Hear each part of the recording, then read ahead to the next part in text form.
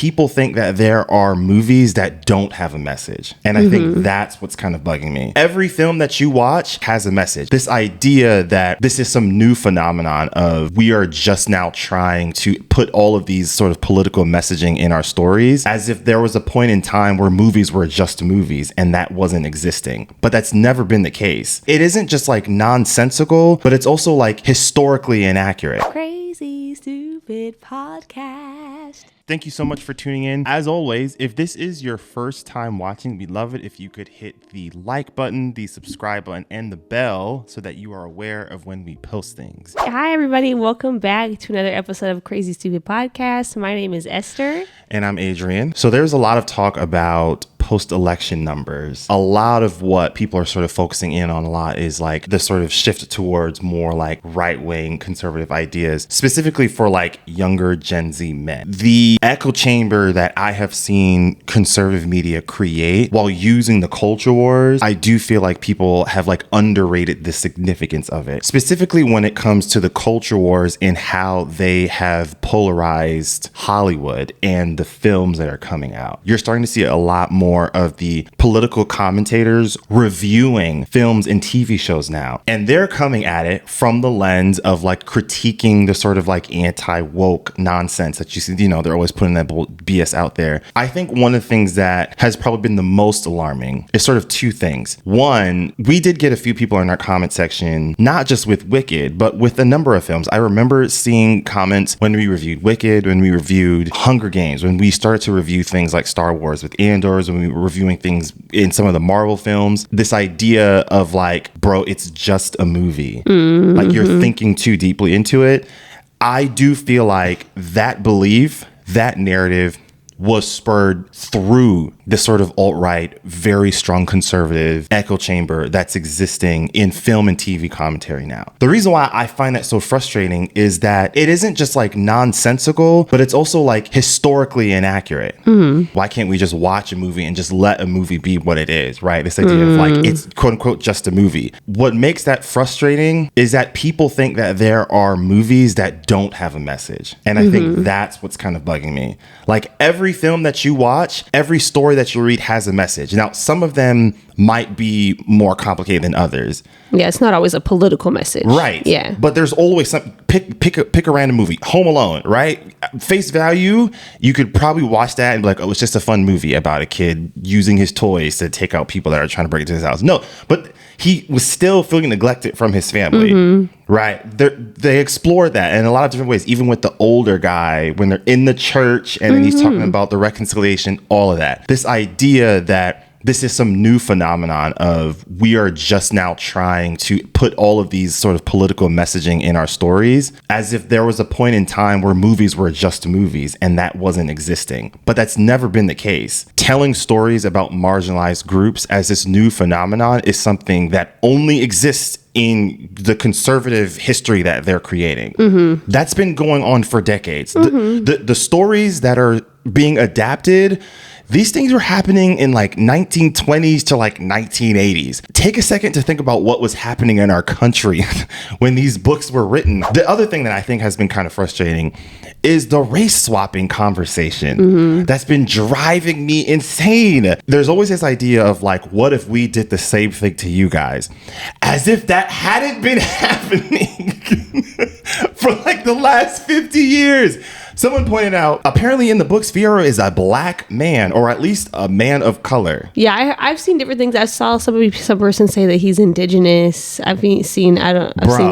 I don't know for sure. Or even when you told me about Katniss with Hunger Games, the way that she's described in the books, that's clearly supposed to be a woman of color. I mean, there is a long history of like very, very obvious yellow face in films where that like films that are still considered classics to this day, where you watch them and then you just kind of have to like glaze over the awkward moments where it's like, oh, that is a white person pretending to be Chinese, or, you know, like things like that. I'm like, that too counts. I think a lot of times what happens is I think that sometimes they see the allegory, they see the message, but they like to remove it from its context, from its historical context. Yeah. So wherein we are tying like real groups of people, real countries or ethnicities or cultures to these situations, they try to remove that and say like, oh no, it's just like anti-war, or it's just like, like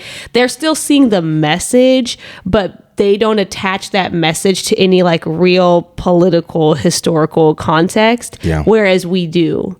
And so we're looking at it and we're like clearly identifying these people with this real groups of people in real life. They don't like to do that. Well, I think there's an element where people are uncomfortable with it. And I also think a lot of younger film watchers have been socialized to create that habit.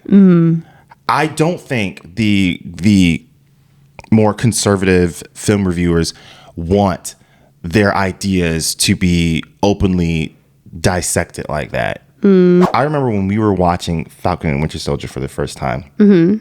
This was when it became real clear to me that like, oh, I'm going to have to cut some of these YouTubers that I watched to review, some of these TikTokers that I watched to review out. We had one guy, I'm not going to say his name, but he's a white reviewer, watch Falcon and Winter Soldier. And this is the episode when we get Isaiah Bradley.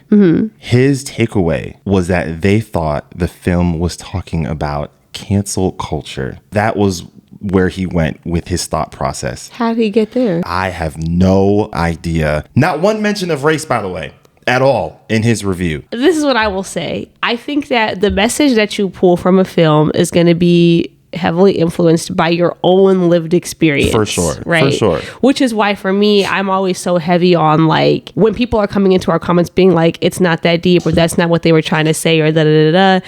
To me, I'm always like, oh, that isn't what it said to you, and that's cool. But because of my own lived experience, this is what I pulled from it.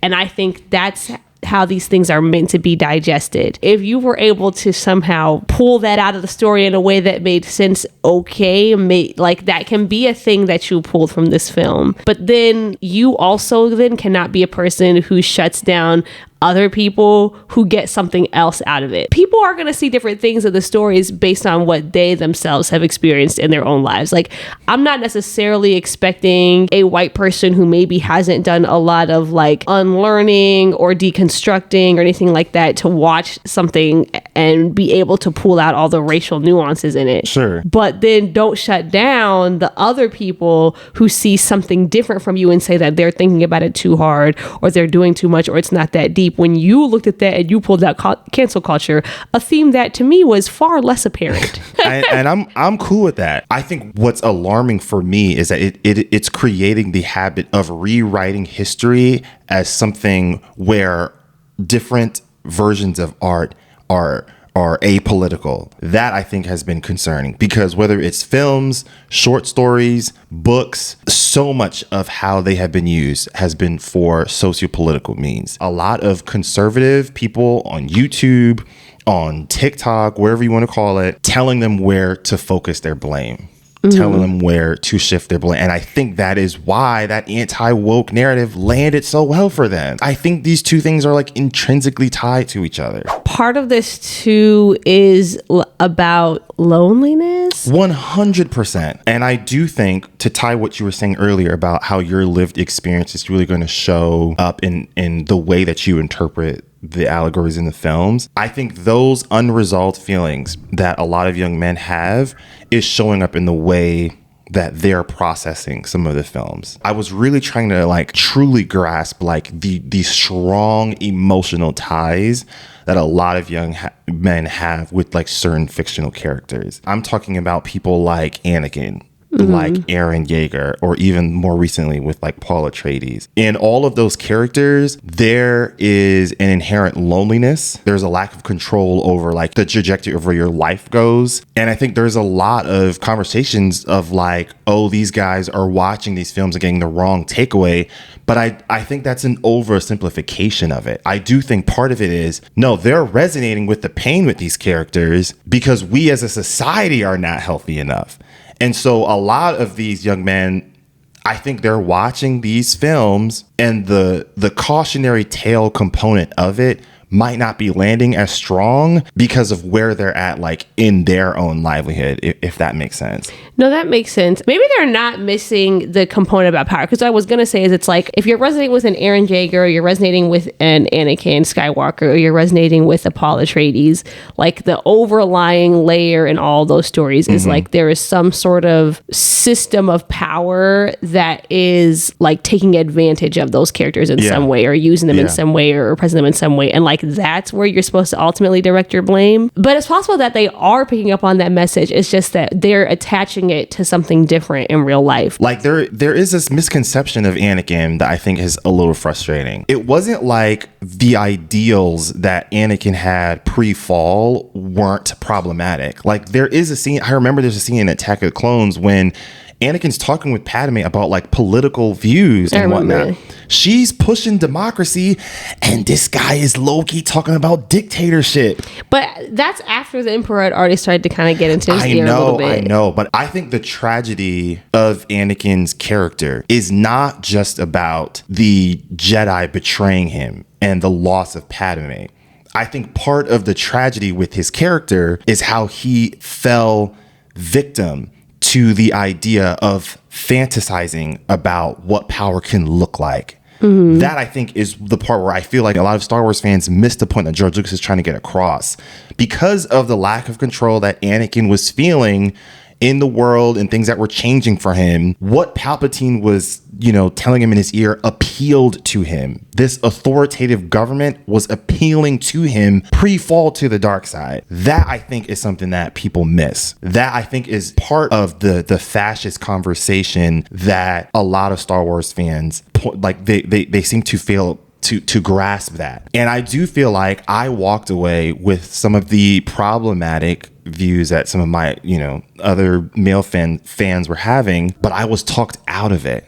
Like I had other straight regular guys watching these films and be like, nah, it's not just that. And I feel like there are a lot of people who don't have it. And so they turn to YouTube, which seems to have this algorithm that naturally draws you to this alt-right pipeline. And you watch these, they'll end up watching these YouTube videos that tend to draw a parallel where the problem is on the other and the problem is your lack of status and your lack of power. Like that seems to be the conclusion that seems to always pull up. And I feel like these shifting to right leaning ideals and how the cautionary tales are being interpreted by a lot of young men, I think those are just intrinsically tied. I feel like what's happened is I feel like the internet has made it really easy to conflate like conversations about like pop culture and things like that with like the real world. Like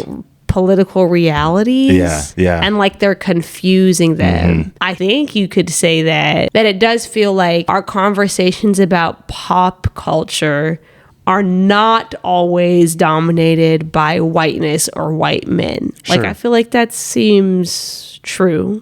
I guess to me it's just like that's not having any actual impact on like your lived reality though. Like that's not impacting like your material reality and like your access to wealth and like all this. Like it's not. I think a lot of these online spaces make it feel like it is. When you listen to rhetoric that Shapiro or Jordan Peterson kind of uses, definitely would lead to the conclusion that like I am tangibly losing something. I think the class component also I think is playing a role because like poor white people, like what you've felt like you've lost that like your grandparents were able to do, like that's not because of immigrants or queer people or black people gaining access to it while you've lost out on it. Collectively, we have all lost out on those things. But that nuanced way that I just made that statement, I don't think is always taught to them. The Star Wars conversation, I do think some of it is like, I think a lot of fans felt like, a lot of white fans felt like they owned it. Like it was theirs. I think they struggled with the idea of something that had always represented you, primarily in like the main protagonist role.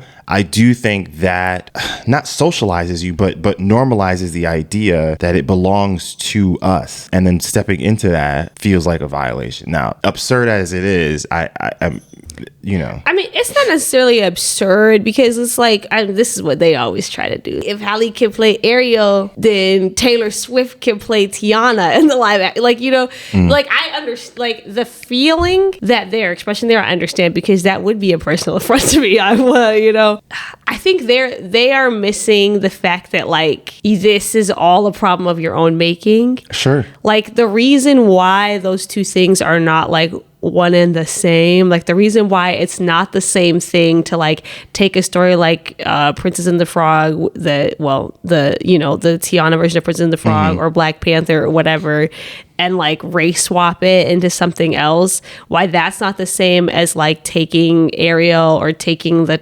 Valeria, what was their name? The House Valerian, yeah. The Valerians or whatever, and race swapping them is because like white people decided that whiteness was just going to be a thing that's normal and taken for granted in stories and just is. And all other groups of people, they decided were defined, at least in white America, in the Western world really, would be defined as deviations from the norm. When you're telling a story about white people, whiteness isn't part of the story.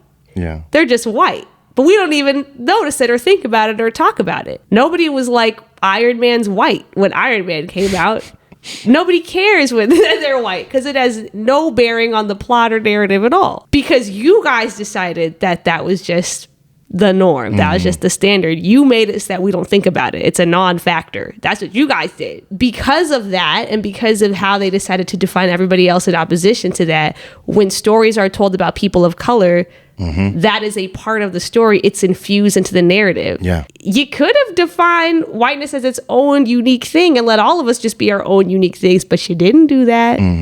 I think the nihilism that we see from a lot of younger men, it was like embodied in Geto's character in season 2 of JJK. Because I do think there are a number of similarities. I think him and Gojo, they sort of place their entire identity as like being like the quote unquote strongest. And they're having these conversations of like who they would consider like weaker, people that are quote unquote beneath them. Now, their beliefs and ideals sort of waver and shift. But the crucial point for Geto's character is when he loses to someone who he thought was going to be weaker than him. Toji comes along. He's not a sorcerer. And it was like Geto's mind couldn't make sense of that. And then you had Gojo continually getting stronger. And so now he sort of lost his identity a bit. And the place that he lands at in the loss that he had, his loss of losing to Toji, losing Riko, losing his label of the strongest, was to then like turn it to like normal humans, calling them monkeys, like saying that, like claiming like they're the problem and what's sort of happening with him internally, happening in his life, which I think you're seeing those parallels a lot with a lot of young men like in this era. But again, I do think there are things that Gege Akutami did that I thought was like very spot on. Like Geto also lost like his community. Like Gojo wasn't around. Like he needed that. I think the story in JJK did a good job of showing you like what happens when you don't have that companionship or that intimacy, like when those two separated and what that did to both of them, honestly. But then also you see in other story arcs, like with Yuji and Todo, like there are a lot of moments, whether it's in the anime or even in the manga so far, where like Todo comes in and not just saves like Yuji like physically, but like saves him from him like at his lowest points, like emotionally and mentally as well. So I just feel like all of those components really show like what a lot of young men are dealing with right now and why those pillars in society and in relationships and community are so necessary to like function on a healthy level. And when you don't have those things, a lot of them fall into the trap of pointing the reason for their loss of identity, their loss of status at the people that are weaker than them. That I feel like is probably a really good example to sort of show like what young men are sort of going through. I think the convo is like still, it's obviously overwhelming and like it's something that we're clearly processing, but I felt like not enough people were talking about it in a way where like it wasn't patronizing or like it wasn't like in a way of like aha or like a joking sort of like talking down to a lot of young men, because I do feel like they're going through it like we are going through it, and the places that they're going to process all of it will result in us losing them forever. When they go down that pipeline, it is hard to get out of it. It is hard to pull them out. Well, I mean, I guess like there's not really any sort of counter media escape. There's nothing really combating. Not really, no. I mean, there is, but they're not receptive to it. Nah, man. Listen, y'all. I think the Positive America Bros are great. I think what they do for the group that they're working with, I think they do an exceptional job. But the demographic of young men that we would need to, bring over to our site, they're not going to watch. They're not going to listen to that podcast. I guess I'm wondering, how do you package this message for them in a way that reaches them? Because it kind of seems like from like pretty young, like I'm talking like middle school teachers and like even younger, like upper elementary school. Yeah. You start hearing and seeing like really disturbing themes in their humor and, the jokes that they make and things like that. Yeah. And it kind of seems like the second that a person is critical of that, they are no longer receptive to what they have to say. So I guess I'm wondering, like, how can this be packaged in a way that, like, they would listen? Well, this is where I think sometimes in some, not all, but some spaces that I have sort of seen like downplay like fathers or father figures, or like that conversation of like the need to have like a father in the household. Like I feel like there's not always enough like nuance in that discussion, because I do think some of it can lead into like sexist ideas like towards women. Well, and also homophobic ones. Yes, yeah, for sure. Yeah. But I do know that like I felt a difference, whether it was the right reaction or not. Like I don't think it fully was, but I know that I felt the difference when my father and when my uncle and when male figures at my church talked to me about stuff versus like when my mom did.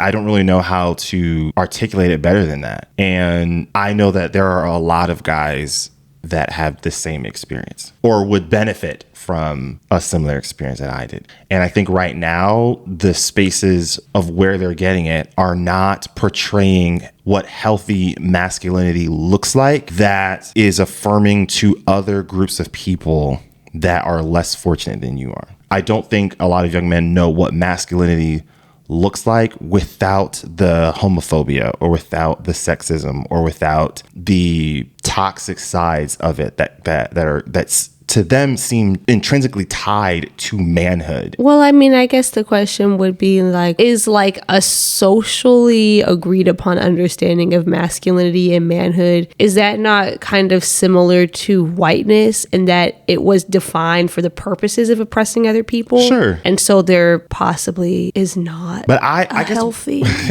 Well, I don't know, because I feel comfortable in my masculinity. But I also try my best to combat the way people talk and how they treat trans people and supporting women and supporting other, women of color and whatnot.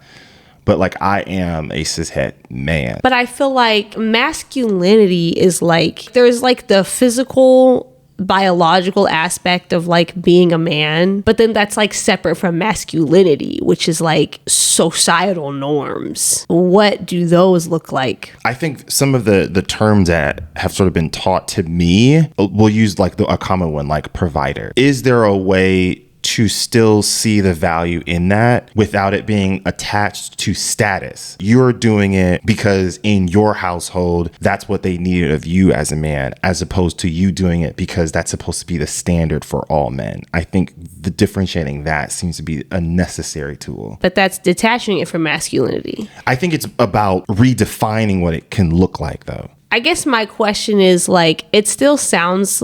I guess I'm wondering, is there actually a healthy way to attach the idea of provision and being a provider to manhood? Like, can that actually be healthily done? Because what you just described, you're attaching it to need. That's different. Anybody can feel the need. I think that could be included in that, though. But then to me, that's not masculine. I guess that's what I'm saying. It's like, I'm not saying, I guess I'm just genuinely wondering, like, is there actually a healthy way to define masculinity in any way? Well, how would you define like femininity then? I don't know, but truthfully, femininity, I think, is one of those things that has been defined In like response. in response to masculinity. Yeah. So I don't really know. But I don't know that there are necessarily. I don't know. I don't know. I think what I have landed on for me personally is the virtues that had sort of been taught to what masculinity is supposed to look like. Some of it was sort of relayed to me as this idea of like it is an expectation and a requirement for all men to follow, because that is the order of things. I think where I've landed on is shifting and saying like there is value in some of those ideals, with the expectation that the man that I am needed to be the best human for the people in my circle is the only way for masculinity to function in a healthy manner. I think once it steps outside of anything outside of that is where I think it can start to teeter into the more problematic side of things. That language still honors the level of like individualism that for many reasons, a lot of men do take pride in. Mm-hmm. But finding ways to break free of the societal norms that get attached, in which it creates the more problematic side of masculinity and the toxic masculinity that comes from it. I don't think you can get to where we don't need the labels of masculine and feminine anymore without at least trying to draw them like, all right, well, can I at least show you a better way of being the kind of man that you think is good? Well, as you can see, we're still processing all of it. As always, we'd love to hear your thoughts in the comment section. Love the conversation that you guys bring. And with that, we will see you all next time. Take care, everyone.